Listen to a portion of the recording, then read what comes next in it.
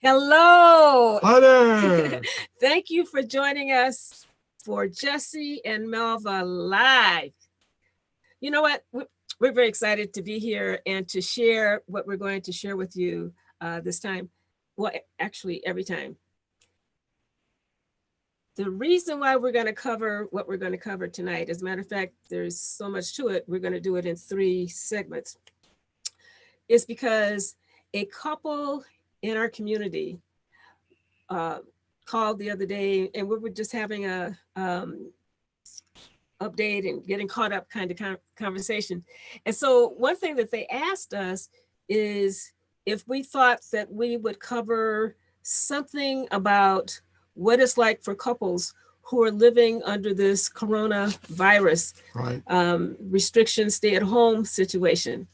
And so we said yes, because one thing that we have been encouraging people to do is to ask us questions and to let us know what it is that they want to cover. Because what we want to do is to provide on a consistent basis basic principles and ideas for how to, first of all, tap into hidden treasures that are already within and bring that to the relationship, because everybody or most of us do want to bring our best self to our love life, our marriages, and our lives in general. So it was perfect that they asked the question. So of course we didn't have just like one answer. So we came up with 3, and we're going to give you 3 different scenarios. And this time um, we're going to focus on a particular couple situation. Now, all 3 that we're going to cover, they're like common challenges that couples experience on a day-to-day life that have become magnified over this coronavirus lockdown, because spending that much time together, I mean, so many couples, especially couples who've been together forever, and even couples who have not been, they're spending a whole lot more time together. They have a whole lot more time to enjoy each other. They also have a whole lot more time to get on each other's nerves. So we are going to give you examples in 3 situations of how people overcame the challenges, because we know that whatever challenge a person is having in life, it's an opportunity for growth. And that's where the hidden treasures are that we want to support people to uncover. We have spent a whole lifetime or married lifetime, a coming together time of doing that same process. And we're still discovering things about ourselves on a day-to-day basis. And you know what? It's almost like they come, we think that we've handled that, and then something else will come up. And then we'll handle that, and then something else will come up. And I remember one time were you listening at the same time? Watching Oprah, and she was talking about her growth experiences. And she said one day she got to the point that she was saying to God, can I just be on vacation today? So I'm sure that there are other people who have had that experience too. So we're going to take you through one example, and then we're going to, Jesse's going to guide you through a guided imagery so that you can have a taste of how you can apply what we share about this couple to your own life. We'll answer a couple of questions. Now maybe this segment, we will be answering the question that the couple asked us in terms of how to overcome challenges during these times, during these restrictive times. And then we're going to provide a link for a complimentary consultation so that if anybody wants a jump start on applying what we share today, we'll be happy to do that. All right, let's get started. Ready? I'm ready. I'm ready. Okay, so we're going to share with you a story about a couple that we'll call Aaron and Annie. Mm-hmm. So this isn't the name, they're not the names of anybody that we have worked with privately or in our workshops. We made up a name, but their experience is a common experience that we have heard about throughout the years. Now, this particular couple has been married for about 25 years. They have 2 children. And about the 5th year into their marriage, they noticed that they were arguing all the time. I mean, consistently. They would have a good time, and then after the good time, somebody would find something wrong, and then they would start arguing again. Now, this empty nester or almost empty nester couple have children who are in college, so they're away at school, so they have like all of this extra time together. So they're still working, and so they have time at work, but with the shutdown, they've been working at home day to day. And they would find on a daily basis something that irked them. One of them would find something that irked them about the other partner. And they would start arguing over and over again. Now, see, they thought when they became empty nesters, with all of that time, they'd have more time to enjoy themselves more. So our question is, what does this situation, this challenge that they're facing, what opportunity is facing them for growth? Because right now, or in the beginning, they didn't think about anything about growth trying to happen. They just knew that they were upset with each other over and over again. And so the growth trying to happen is really covered in 3 of the fundamentals that we shared before. The 3 fundamentals of being a source of safety, the second one being more understanding, and the third one being compassion. And that's, would you say that that's pretty difficult to do when people are upset with each other, especially when they're responding in the heat of the moment? Right. Well, you said in previous shows that the reptilian part of our brain really controls all of this. We think we're being logical and empathetic and compassionate and so on. But what this situation with the virus and people having to stay at home and be together all the time demonstrates is that many times we have used work as a way of giving ourselves some reprieve from our partner because things have not been going that well. So it clearly demonstrates and shows that there's something in a relationship that needs to be fixed and worked on. And being at home 24/7 just kind of proves that. Yeah, yeah. And this couple loves each other. I mean, 25 years together. I mean, they love each other. They just can't get it together in terms of arguments. So let's say that we worked with a couple like that, and we have worked with a lot of couples like that. And what we have found, the first thing that we do is to let them know that they have choices. So the first choice they have is to keep arguing and upsetting each other and wounding each other with their words and their behavior and feel good about it. I don't know too many people feel good about it. No. I mean, they keep doing it, but they don't feel good about it. But some people do get pleasure out of that. We don't work with folks who have made that choice, because if we cannot inspire them to do something different, then it's a waste of their time and money. And, so that's the first choice. The second choice is to keep doing what they're doing, keep the arguing going, and feel miserable. I mean, Aaron and Annie are feeling miserable. The third thing to do is to tap into the growth opportunity and consider doing something like, instead of being critical, maybe to become kinder. I mean, as a kinder person, that creates safety, that fosters understanding, that fosters compassion as well.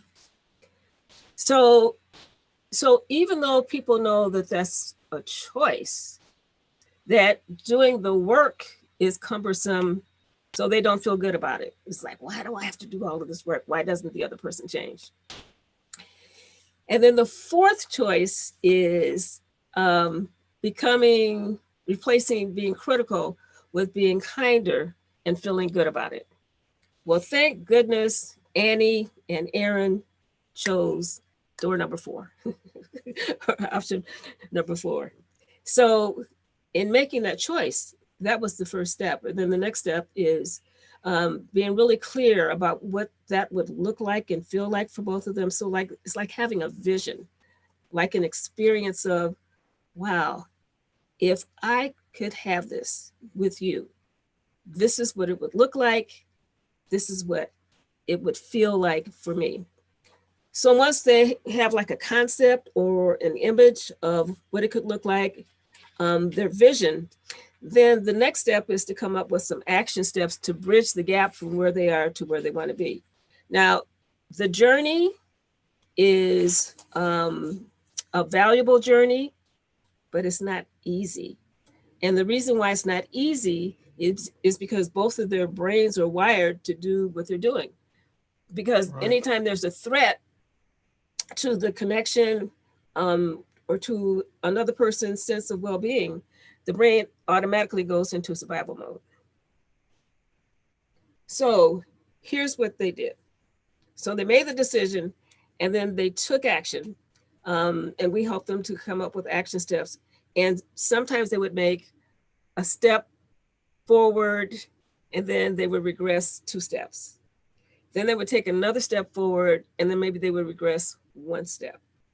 But and that's how change happens. When you navigate the valley of change, it's not linear. It's up and down and up and down. It's what happens. That is what growth trying to happen looks like, because growth is trying to happen. So they went through the journey, and it was not easy at first because they still had locked in their mind how the other person could change. It was very difficult for them to tap into taking responsibility for their role in the arguing. I mean, like if they took a snapshot of what it looked like when they were arguing and they could see themselves and they could see how they were inflicting wounds on each other with their words and their behavior, then that would be a rude awakening. And so Aaron and Annie had that snapshot. So they decided that they were going to take the action steps. It took time. It took time because first they had to deliberately, consciously take the steps and then and do it over and over like a ritual, and then keep doing it over and over until it became a habit. And then over time, it did become natural. Because, a lot of times when we share with people the structure for the journey to keep them safe, it's not natural for them. And so they'll complain. It's like, this doesn't work for me. And then I'll ask, so how is what you're doing right now working for you? Then I kind of get an open door. Because part of making that change is taking your attention away from what the other person is doing and focusing on yourself. And which is crucial, because as long as you keep complaining about your other partner or to your other partner about things you don't think they should be doing or they ought to be doing differently, then there's very little change that can occur in that situation. Absolutely. Absolutely. So they had the courage. What is it when you drop down the gauntlet? Or I shouldn't use metaphors that I can't. Anyway, they took the challenge, and over time, and actually, they experienced results step by step by step. At first, they had to notice that they were doing something different, and that the other person was also responding differently with more kindness. So here's some of the results. And actually, there's 5 that we can describe right now. The first result was to become safe, they had to go within and become reflective. And in being more reflective, they got clear about what was going on beneath the surface. That their anger, they discovered, was the tip of the iceberg of something deeper going on. Right. And one thing that we have shared with couples in counseling as well as in our workshops is that if you peel away all the layers, like the layers of an onion, what you find beneath the surface, and we have found this over and over again for ourselves as well as working with clients, and that is beneath the surface, there is an unmet need. So that's what really people are trying to share with each other when they're in conflict, but they don't have the language. They Right. don't have the clarity to say that. So the second thing that, second results that they had was that, why don't you take the second one? All right. Well, it's their decision for a more kinder approach led to better results by contributing to repairing and healing the wounds they had previously inflicted on each other.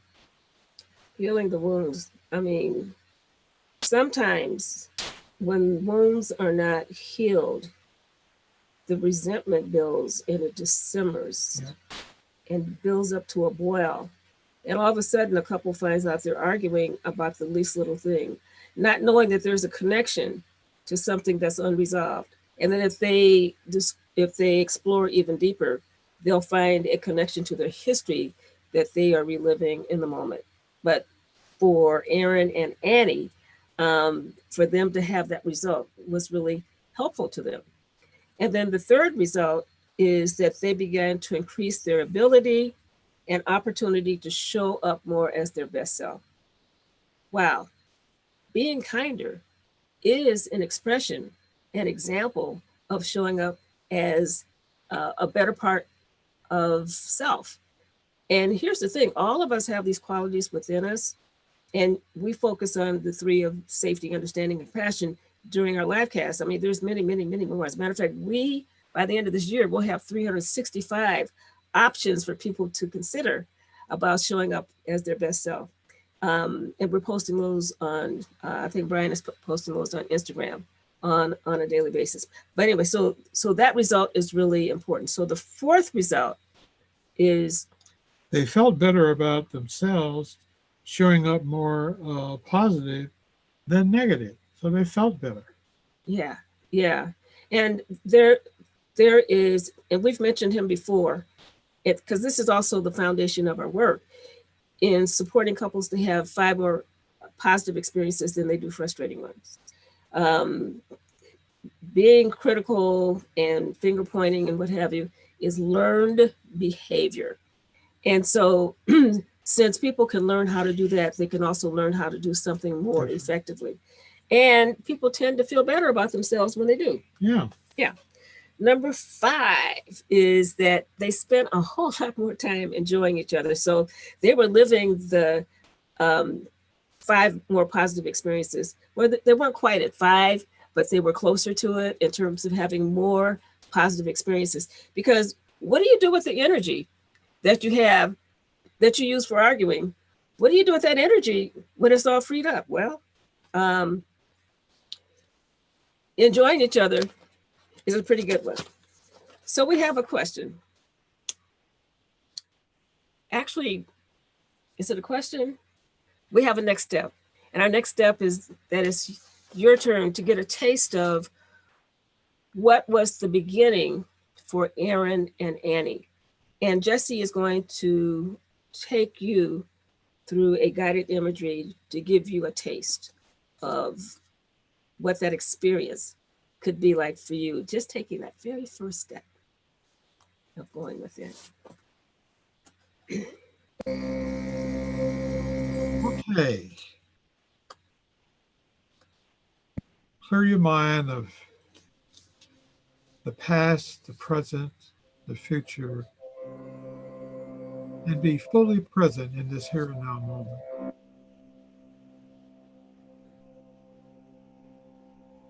So close your eyes and begin to relax. And take a couple of deep breaths in through your nose and out through your mouth. Let's do that again. Breathe in through your nose and out through your mouth.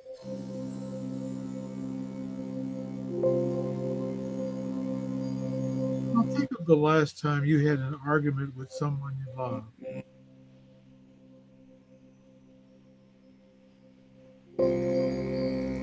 Bring that experience into your time.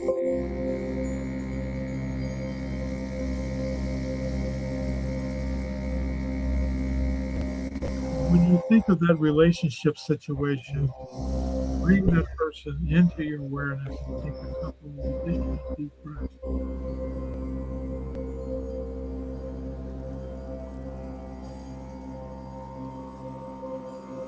Now, if you made a movie of that scenario or had a snapshot, both of you interacting, what do you see?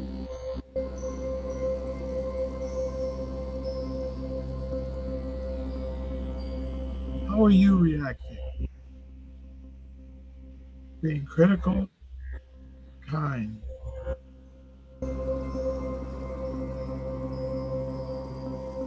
If you're being critical, don't judge.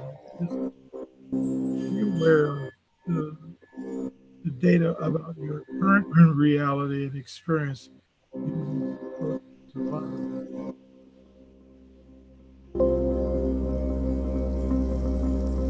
Take another deep breath. And as you watch yourself in action, consider your choices. One, to continue to be critical and feel good about it. Or two, to be critical and feel frustrated about it. Three, to become kinder during conflict and feel bad about it.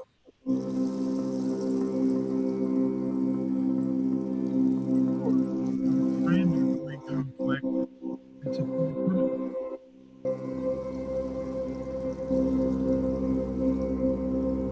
Take an additional deep breath. Now make your choice.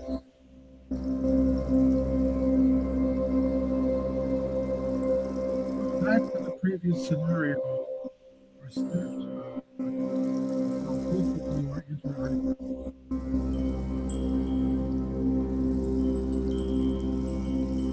Imagine being kinder during that experience.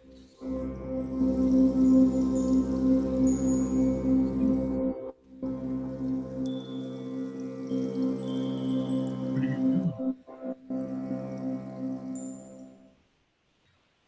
Take 3 additional deep breaths and feel what it feels like to be a kinder person in a negative experience.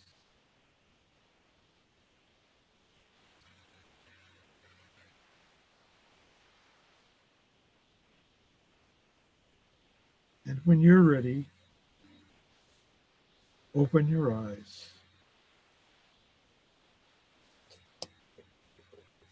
Yeah.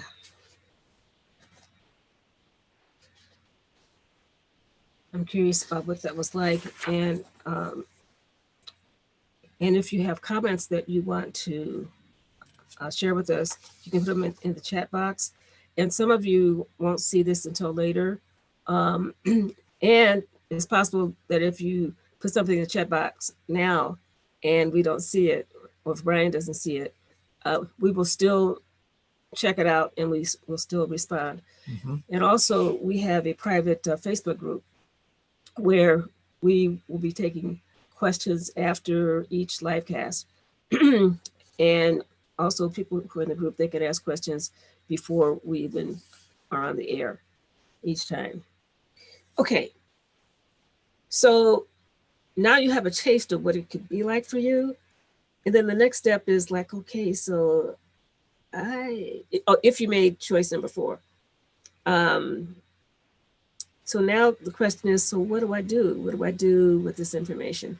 Well, just know that we are available to support you to have a jump start in implementing the first step forward. And for the next few weeks, we don't know how many weeks we're going to be doing it, but for the next few weeks, we're going to interview 5 couples per week with a complimentary, meaning free, telephone consultation. And the only thing to do is to go to our website, jesseandmelva.com. And there's a place on there where you can put in your name and email address and let us know that you'd like to schedule a time to talk. And we'll set it up on a schedule that works for the four of us, because it'll be both of us and both of you. All right, so let's review what we went over so far. And oh, there is something. Oh, something in the chat. Okay, we'll check with that. Okay. So what we did was we followed through on the request from a couple in our community who wanted us to share something about how couples are working through being together so much time during this crisis. Now I know some people are going back to work, and whatever got magnified during the coronavirus probably didn't get resolved yet. So we gave one example. We'll give 2 more examples in the next 2 weeks. And Jesse took you through a guided imagery. And we also gave you an opportunity to get support, excuse me, for a jumpstart toward implementing what we talked about today. So in closing, Mr. J. Well, in closing, we sincerely hope that what we've shared with you will be helpful and beneficial. Relationships, especially close relationships, where there is a consistent pattern of arguing and fighting and so on, do not feel very good. They're not really that helpful. And so something as simple as using the tools or the steps of the guided imagery is a way to help you break out of those old patterns and start you on a new path. So we invite you to take advantage of that and to take advantage of a private consultation, a free one, if you would like some help in that area. Yes, and that'll be preparing us for the online coaching we're going to be doing for couples in the near future. But right now, we want to do the jumpstart sessions while we're in the process of preparing for that online coaching. And we will give you more information about that as we go along. So thank you again for joining us. We'll be back same time, same place next week. And we're sending you blessings for a week of love and care and understanding and compassion. We're here for you. Until next time.